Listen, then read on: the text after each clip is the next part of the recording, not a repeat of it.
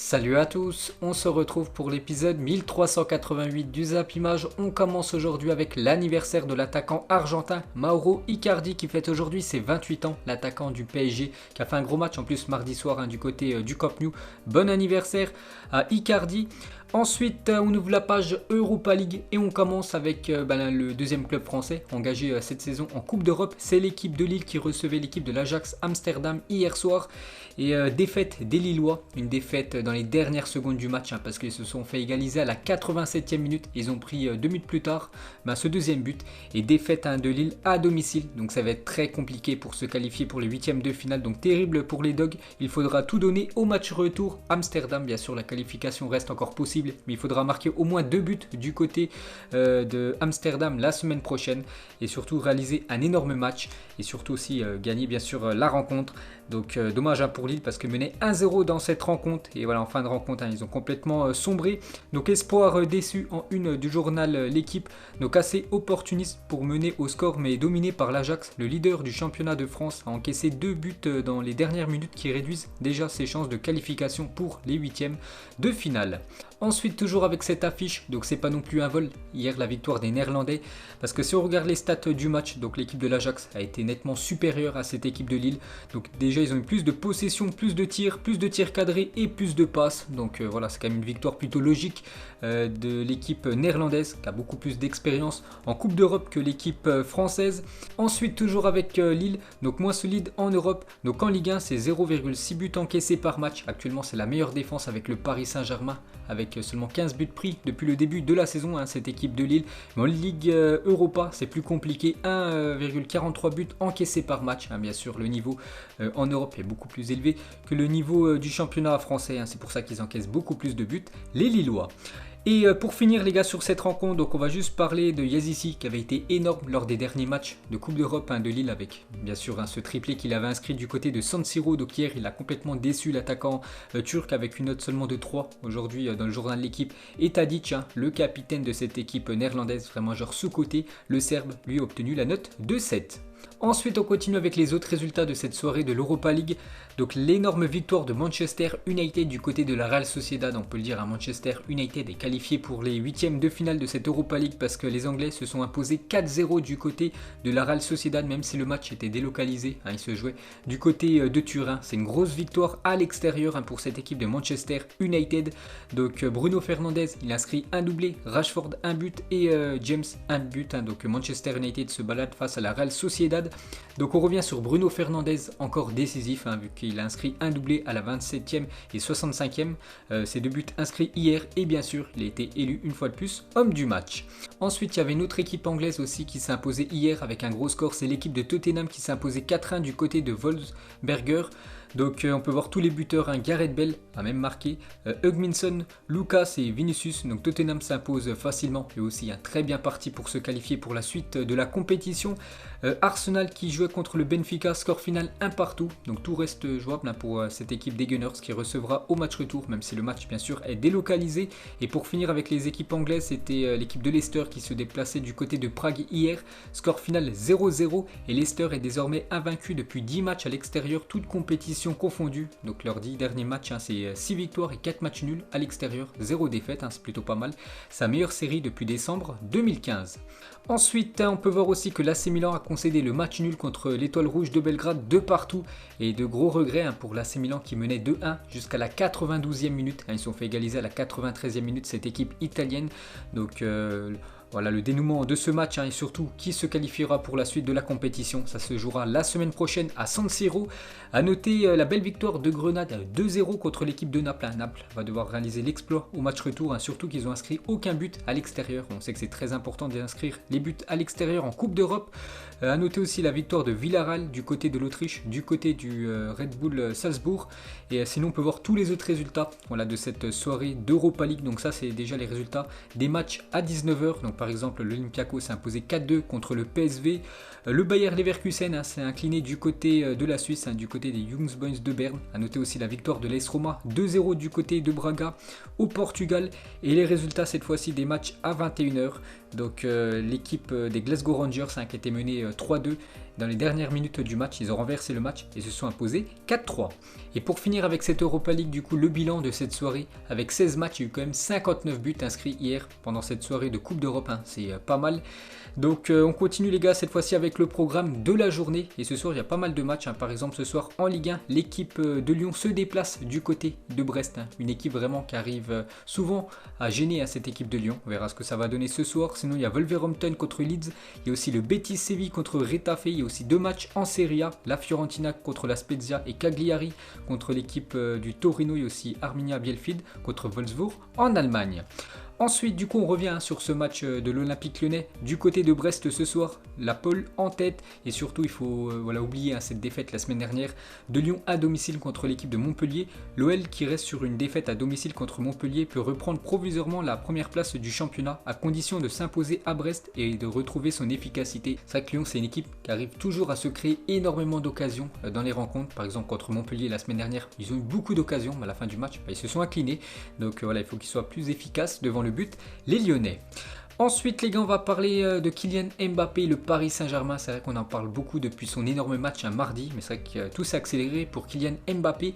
Et le Paris Saint-Germain a transmis une prolongation de contrat de 4 ans à Kylian Mbappé d'après RMC. Et c'est officiel, hein, le Paris Saint-Germain, première proposition de prolongement de contrat pour Kylian Mbappé. Donc le PSG a formulé une offre de prolongation de contrat de 4 ans à Mbappé. Le club est optimiste mais espère une réponse de son joueur très rapidement. En cas d'échec, le Paris Saint-Germain se tournera vers Léo Messi. Donc voilà les dernières infos, hein. Donc vous savez Kylian Mbappé sous contrat jusqu'en juin 2022. Donc il ne reste plus qu'un an de contrat, hein, pour Kylian Mbappé du côté du Paris Saint-Germain. Donc s'il venait à ne pas prolonger, donc ce serait une catastrophe déjà pour le Paris Saint-Germain qui devrait absolument le vendre pendant ce mercato 2021. Sinon Kylian Mbappé pourrait quitter l'équipe du Paris Saint-Germain gratuitement en 2022 et ça bien sûr le PSG ne veut pas.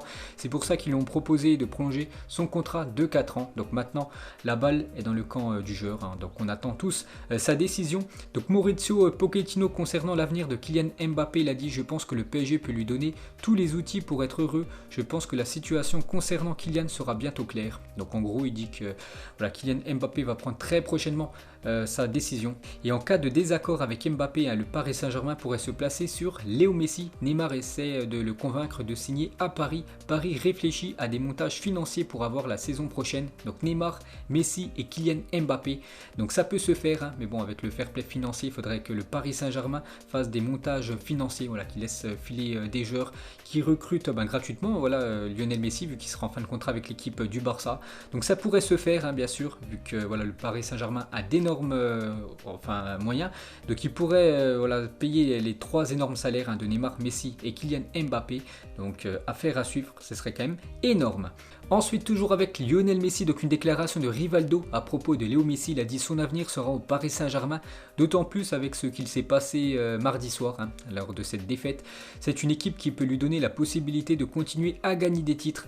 Donc c'est vrai que du côté du FC Barcelone, donc l'année dernière, hein, c'était quand même une saison blanche pour Lionel Messi du côté du Barça. Aucun trophée. Cette saison, ça sent encore la saison blanche, hein, parce que la Liga, je ne les vois pas du tout remporter le championnat. La Ligue des Champions, on peut le dire, hein, ils sont quasiment éliminés. Il reste la Copa del Rey. Au match aller, ils se sont inclinés 2-0 contre Séville. Donc peut-être encore une saison blanche pour cette équipe du Barça, qui a aussi perdu en finale de Supercoupe d'Espagne. Donc s'il venait à venir du côté du Paris Saint-Germain, bien sûr, il pourrait remporter de nouveau des trophées, hein, certainement les 2 coupes nationales et la Ligue 1.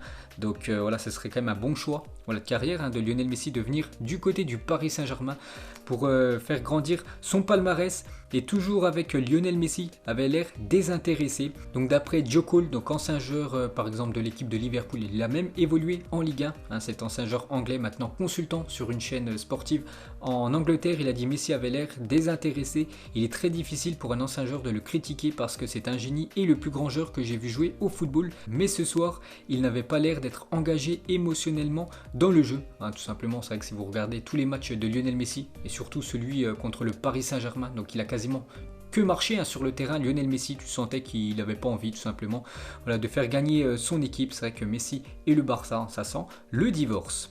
Et pour finir avec l'Argentin, donc Laporta, certainement le futur président du FC Barcelone, donc les élections c'est très prochainement. Donc il a dit: le coût de Messi est d'environ 8% du total, mais il génère plus de 30% des revenus du club quand même, c'est énorme, hein. 30% des recettes du Barça, sont grâce à Lionel Messi. Donc Léo est très rentable pour Barcelone. Le retour que Léo génère pour les caisses du club est très important. Il rapporte plus de revenus que de dépenses. Donc c'est pour ça que le Barça pourrait se permettre encore de garder Lionel Messi. Mais après, est-ce que le joueur peut rester, lui, du côté de l'Espagne? Ensuite, on continue avec le FC Barcelone. Ne croit pas à une remontada, contrairement à 2017 où voilà, il parlait dans les journaux qu'ils pouvaient faire cette remontada au Camp Nou. Ils l'ont fait, bien sûr, surtout grâce à cet arbitre qui avait été très moyen. Donc cette fois-ci, les gars, les journaux espagnols sont clairs. Ils disent que voilà, ils ne croient pas du tout à une remontada au Parc des Princes le 10 mars prochain. Ensuite, la FIFA a mis à jour son classement. Et aucune modification dans le top 10, vu qu'aucune nation a joué. Voilà, lors du dernier mois, c'est toujours l'équipe belge en première position devant l'équipe de France et la Seleção en troisième position. Ensuite, on va parler de Raphaël Varane qui quitte Nike et rejoint Puma. Et c'est officiel, donc depuis hier, il quitte l'équipementier américain pour rejoindre Puma, le défenseur du Real Madrid. Ensuite, officiel, la FFF annonce la reprise de la National 2 dès le samedi 13 mars prochain. Donc actuellement en France, donc il y a la Ligue 1, la Ligue 2 et la National 1, voilà où ça jouait encore, bien sûr les compétitions. Et à partir du 13 mars prochain, la National 2 reprend. Ensuite, toujours une info officielle, c'est le City Football Group qui officialise un partenariat avec Vannes qui évolue en N2. Donc ils ont déjà acheté il y a quelques semaines l'équipe de Troyes qui évolue actuellement en Ligue 2. Et cette fois-ci, c'est une équipe qui évolue en N2. Donc le championnat va reprendre le mois prochain. Cette équipe de Vannes maintenant qui appartient au City Football Group. Ensuite officiel, Farik Boulaya, l'attaquant du FC Metz, est élu joueur du mois de janvier en Ligue 1. Félicitations à l'Algérien, donc on avait le choix entre lui, Neymar et Kevin Volland, l'attaquant de l'AS Monaco, et du coup c'est Farik Boulaya qui reçoit cette récompense. Ensuite, une déclaration de Ole Gunnar Solskjaer, le coach de Manchester United. Il parle de Edinson Cavani. Il a dit Cavani, on dirait qu'il a 24 ans. Il a été un si grand ajout à l'équipe et à la culture du groupe, montrant ce désir, cette détermination et son côté méticuleux sur des détails à son âge. Il a été vraiment bénéfique pour nous depuis son arrivée du côté de l'Angleterre. Ça se passe très bien pour Edinson Cavani parce que voilà, son entraîneur est très content de lui.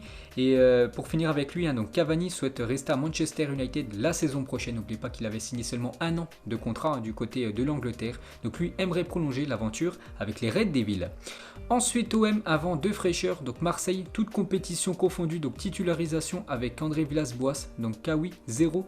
Luis Enrique 1 et Dieng 0. Et titularisation avec Nasser Larguette. Donc actuellement le coach marseillais où ça se passe plutôt bien. Actuellement avec l'équipe phocéenne vu que les résultats sont là. Donc Kawi 2 fois titulaire. En plus il a inscrit un doublé lors du dernier match contre Nice. Enrique 2 fois titulaire.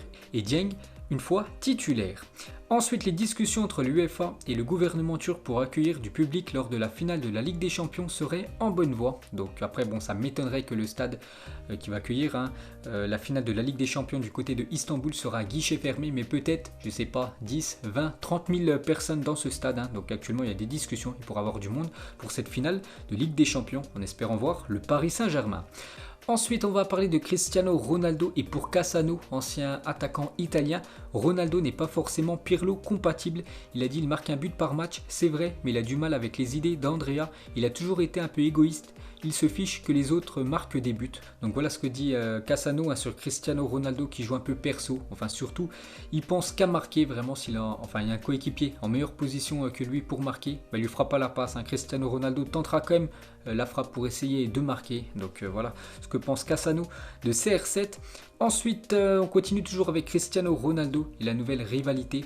Donc Haaland, Kylian Mbappé, c'est vrai que si on compare le duo Ronaldo-Messi et Mbappé-Haaland, on peut voir que Mbappé-Haaland font bien mieux que Cristiano Ronaldo et Léo Messi, parce que c'est les héritiers certainement.